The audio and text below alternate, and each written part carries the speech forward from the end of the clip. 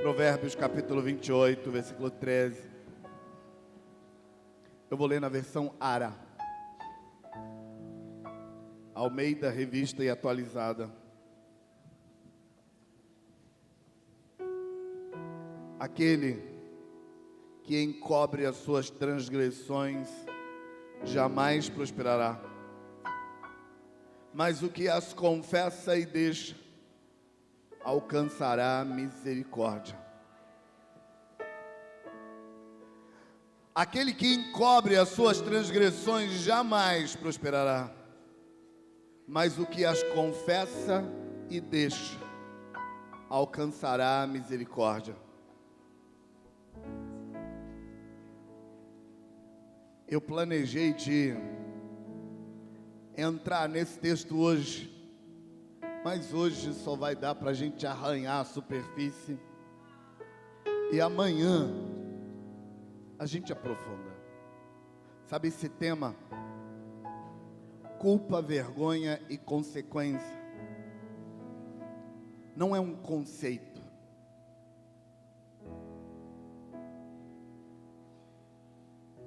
Esse tema, culpa, vergonha e consequência, é uma tentativa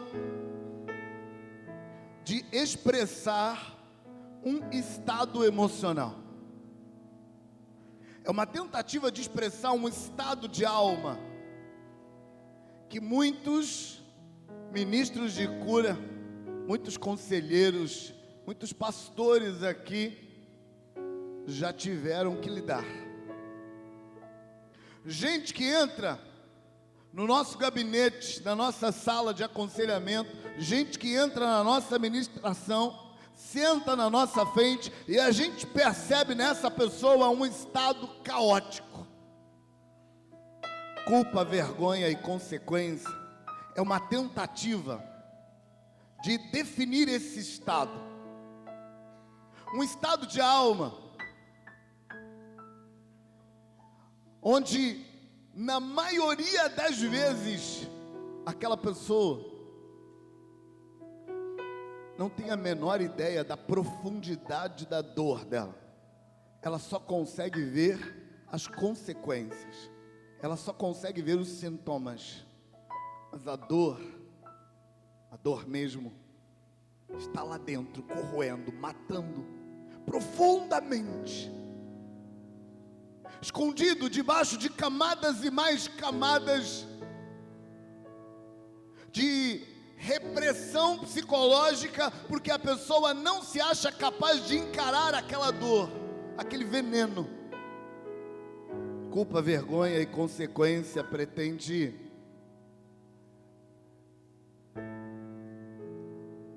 expressar esse sentimento,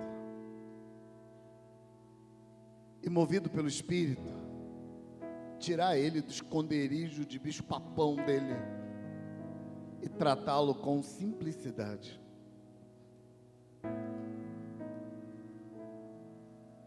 Eu me lembro de uma irmã que depois de anos na igreja, décadas na igreja, por causa de um conjunto de doenças físicas que eu entendi como somatização de culpa, vergonha e consequência escondidas nos lugares escuros da alma. Ela estava tendo problema principalmente nos músculos, nervos e ossos. E por causa disso, por causa da doença física, no meio de um momento de muita dor, ela se lembrou de 3 abortos.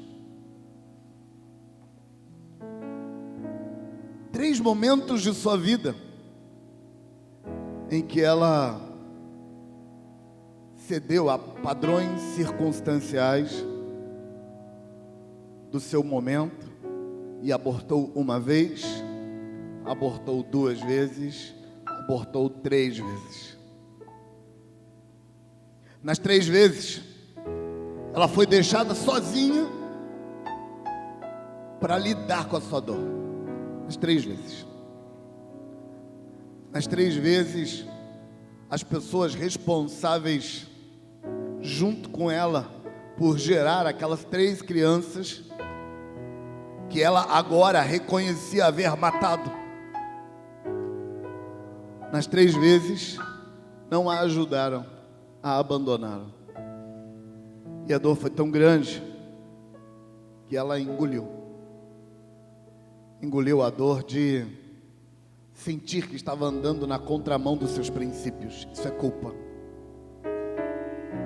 A dor de imaginar e se sentir horrível olhando para si mesmo com o olhar do outro. Isso é vergonha. Ela sofria a sensação de que isso, mais hoje, mais amanhã, vai ter um preço a pagar. Isso é a sensação de consequência. Quando ela finalmente desenterra tudo isso, no meio de uma somatização física, de dores que ela guardava há décadas, quando isso vem à tona, então ela começa a chorar realmente a verdadeira dor. E só ali Deus começa a tratar as coisas. E só ali o corpo físico, que só estava manifestando o resultado de um conjunto psicológico adoecido, só ali o corpo físico começa a reagir, a consertar, a melhorar. Quando nós pensamos em culpa, vergonha e consequência, nós não queremos pensar só na definição da palavra culpa. Não queremos pensar na definição da palavra vergonha. Não queremos pensar na definição da palavra consequência. Nós queremos ver essas 3 sensações operando junto num ambiente extremamente adoecedor. Uma experiência que a maioria dos ministros de cura presentes aqui já ajudaram alguém pelo menos uma vez a resolver. E se você já ajudou, se você já sentiu isso, você sabe que essa ferida é muito difícil de curar. Essa sensação de culpa, vergonha e consequência misturada numa alma é muito difícil de lidar. Só o Espírito Santo para rasgar a ferida e liberar o pus escondido nas entranhas da ferida. Mas a razão de trazermos esse tema para a gente pensar junto nesse congresso é porque o povo de Deus está confuso sobre como lidar com essa mistura venenosa. Nós estamos vivendo um tempo em que a quantidade de crentes envenenados com isso é grande, mas ao mesmo tempo tem tanta gente explicando e reexplicando as coisas para nós os crentes, que nós estamos perdendo de vista a simplicidade para se resolver questões que já estavam resolvidos. Nesse congresso, a gente vai pensar sobre como Deus sempre resolveu essa mistura diabólica e maligna com razoável simplicidade, e porque nós não estamos conseguindo resolvê-la. A gente não está conseguindo resolvê-la porque nós perdemos o nosso absoluto. Sabe, os crentes que sentem culpa atualmente, eles estão procurando psicólogo, estão procurando psicanalista ou psiquiatra. Pastor, você é contra esses profissionais? Não. Nós temos muitos desses profissionais trabalhando conosco no Ministério Bálsamo de Gileade. Não sou contra os profissionais. Eu sou contra tirar da mão do sobrenatural, uma coisa que é sobrenatural, e levar para a mão do natural e tentar resolver naturalmente questões que dava para resolver com certa simplicidade. Nós vamos pensar nesse tema durante esse congresso, porque a igreja precisa voltar a entender com simplicidade que aquele que encobre as suas transgressões jamais prosperará, mas aquele que as confessa e deixa alcançará a misericórdia. Sabe, Salomão, um dos homens mais sábios de todos os tempos, um homem que normalmente quando ele diz uma coisa não é só aquilo que ele quer dizer. Com simplicidade ele resolve um problema terrível. Ele apresenta de um lado a mistura venenosa de culpa, vergonha e consequência, de um lado, e do outro lado ele apresenta o antídoto.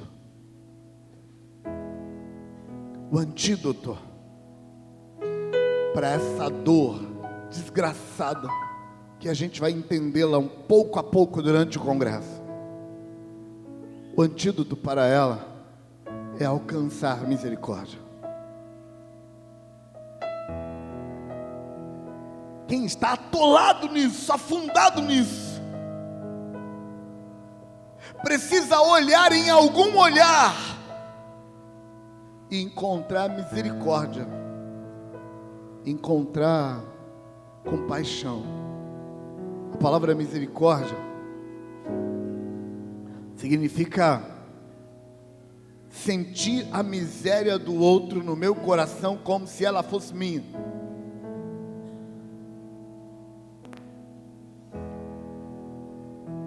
Mas o antídoto para a culpa, vergonha e consequência não é eu ter misericórdia de alguém. Não. O antídoto para resolver o veneno da culpa, vergonha e consequência junto é eu conseguir encontrar misericórdia no olho de alguém. A gente vai aprofundar isso um pouco amanhã, e nós vamos entender que eu preciso encontrar misericórdia nos meus próprios olhos. Eu preciso ter misericórdia de mim, eu preciso sentir a minha própria miséria, mas eu preciso encontrar essa misericórdia nos olhos de alguém. Eu preciso olhar para alguém e perceber que alguém me vê com misericórdia no meio da minha desgraça. Mas é mais, eu preciso conseguir ver a misericórdia nos olhos da divindade que me cobre, do Deus que é sobre mim, do poder superior sobre a minha vida. Quando alguém vítima dessa tensão espiritual de culpa, vergonha e consequência consegue olhar e ver misericórdia em outro olhar, então ele é invadido pela sensação de esperança, porque a culpa, a vergonha e a consequência rouba de nós a percepção de algum bem em nós.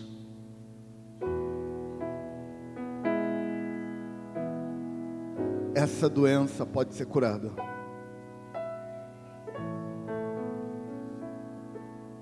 Há muitos anos atrás,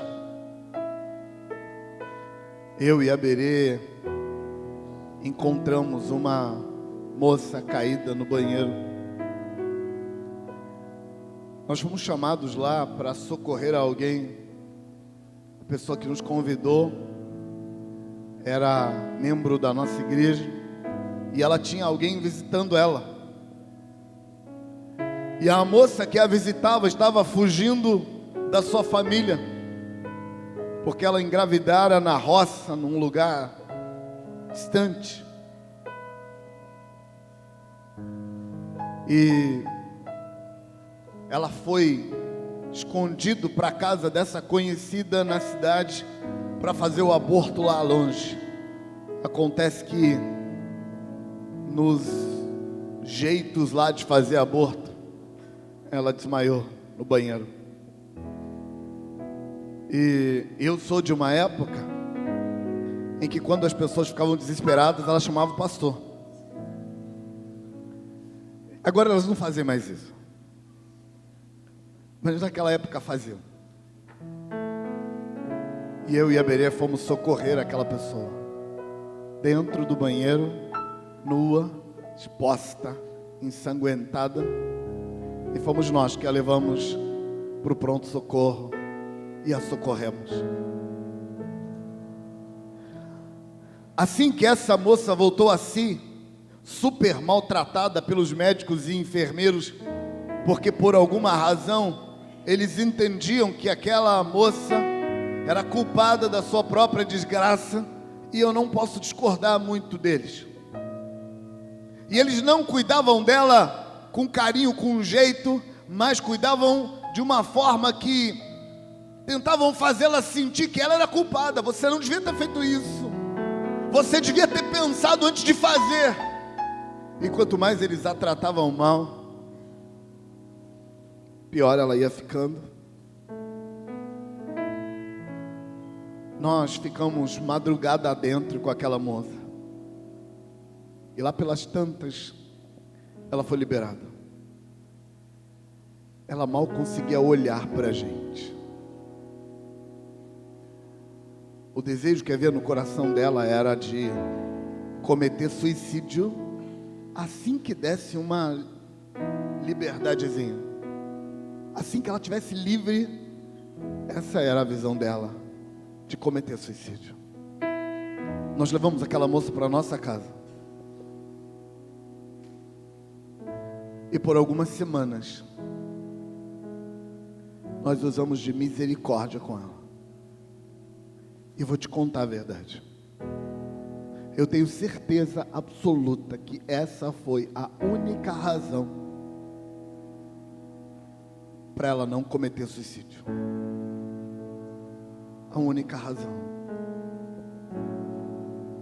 O veneno grosso, espesso, da culpa, vergonha e consequência, encontrou o antídoto numa casa, numa família.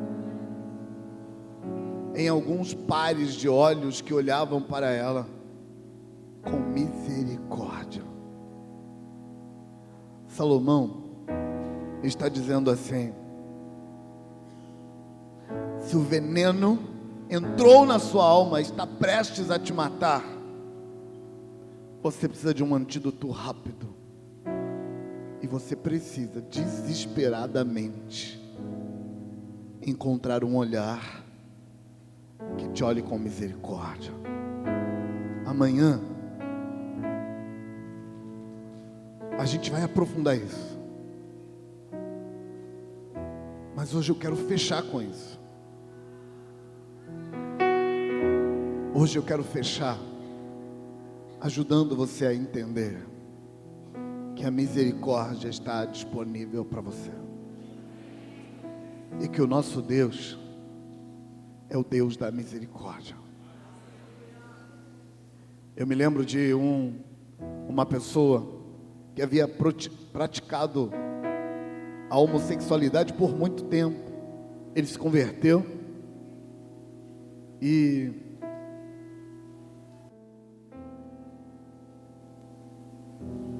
ele estava lutando para se libertar do homossexualismo. Ele havia se prostituído com muitos outros homens e feito muitos programas onde vários homens estavam com ele no mesmo quarto de motel. Muitas vezes fazendo por dinheiro, muitas outras vezes fazendo por prazer, entre aspas. Mas ele se converteu, estava lutando para mudar seu caminho. E eu me lembro que no meu treinamento para a cura interior, nós fizemos uma ministração e ele estava lá. A dor que ele manifestava enquanto chorava era esse veneno: culpa, vergonha e consequência. Uma sensação de: para que eu fui fazer aquilo? Eu sei que vocês não me olham com bons olhos. Eu sei que vou pagar caro por isso. Essa mistura dominava a alma dele. E enquanto ele chorava de dor, ele se lembrou de um dos momentos mais vergonhosos que ele tinha vivido. Ele se lembrou e começou a chorar e a descrever a cena. Ele diz que estava num quarto de motel com vários homens e todos eles ajudaram a apagar aquele momento. E ele chorava porque ele disse: Jesus está lá naquele quarto. E ele chorava e falava: Jesus está lá naquele quarto. Eu conheço Jesus. Então eu perguntei para ele: quando você olha para os olhos de Jesus, o que você vê? Então ele começou a chorar ainda mais e a dizer: Ele me ama, Ele me ama, Ele me ama, Ele me ama, Ele me ama. Mas como Ele pode me amar? Ele me ama, Ele me ama, Ele me ama. Mas como Ele pode me amar? Eu estou te contando essa história para te dizer que todas as vezes, sem exceção, todas as vezes, sem exceção, todas as vezes, sem exceção, que você ousar olhar para os olhos de Jesus, você vai ver apenas uma coisa lá: misericórdia. E se você conseguir ver misericórdia, você encontrou o antídoto. Se você conseguir achar a misericórdia, o antídoto está pronto. Sabe aquela mulher que estava doente e resgatou 3 abortos? Ela passou toda a vida de crente dela sem ver a misericórdia. Ela passou toda a vida de evangélica dela, décadas na igreja, tentando compensar a Deus, tentando compensar a si mesma, tentando compensar o mundo. Ela não se casou, não teve mais filhos, não pôde viver a vida em família. E eu não posso provar isso, mas eu aposto 10 contra 1. A gente vai falar mais disso no congresso, que ela só estava se sabotando para se obrigar a pagar o preço da culpa, vergonha e consequência que ela sentia. Até aquele momento específico, ela nunca tinha conseguido olhar nos olhos do seu Deus e ver misericórdia lá. Eu achei tão legal que Deus me fez estar ali, e que Deus usou os meus olhos para olhar para ela com misericórdia. A misericórdia que vai te libertar nesse congresso de culpa, vergonha e consequência não é a misericórdia que você usa com o outro, não é a misericórdia que o outro usa com você. É a misericórdia que você consegue ver no olhar do outro. Se o outro tem misericórdia, mas você não consegue ver, não funciona. Você precisa ver a misericórdia no olhar do outro. O olhar do outro é o espelho onde a misericórdia reflete e entra na gente. E entra como um antídoto mesmo, apagando a escuridão e acendendo a luz dentro da gente. O antídoto é a misericórdia. E Deus tem misericórdia. E Deus colocou gente na sua vida para ter misericórdia. E Deus está movendo as coisas nesse congresso para te capacitar a ver misericórdia no outro. Deus está capacitando você a ter misericórdia de você.